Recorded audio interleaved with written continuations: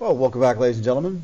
Here we are today taking a look at a drawing that we printed out of a part that we designed in CAD. So this is a part I designed in CAD and I made a drawing by following the steps in the previous videos. And what I've done here, I'm going to show you how I can use this to help me make these parts. So this is a round part, as you can see right here. This is a round finial to add to the bottom of a wooden decorative ornament, or like the top of a flag, or lots of different situations. But this is a part is called a finial, and I've designed this in CAD. And here's how I went about making it and using this drawing to make it. First, I printed the drawing out, and actually printed it twice. One of them I glued to a piece of cardstock. You can see here, this is a piece of manila file folder. And then I took and cut out the outline very carefully. And then I got my caliper, which allows me to measure the values, and I can measure round objects with this. And I can measure lots of different things, and a lot of different video lesson on that one.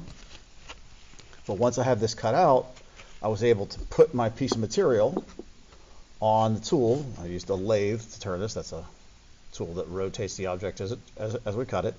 So I was able to use this to create a pattern to match the profile.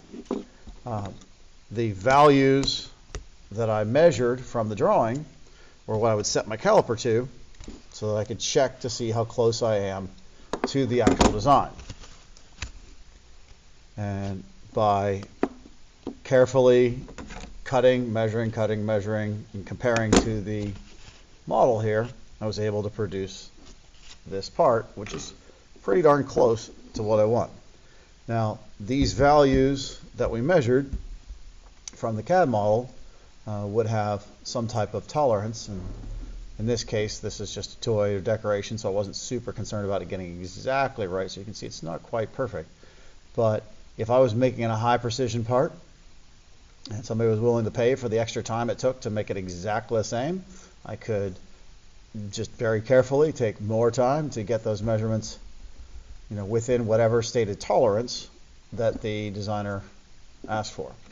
But again, that's the simple process here. We made the model in CAD, I printed out my drawings, and then I used those as patterns to make this part. If I was making a flat part, I could have simply just cut the pattern out, glued the pattern straight to the material I was wanting to cut, and then cut that pattern out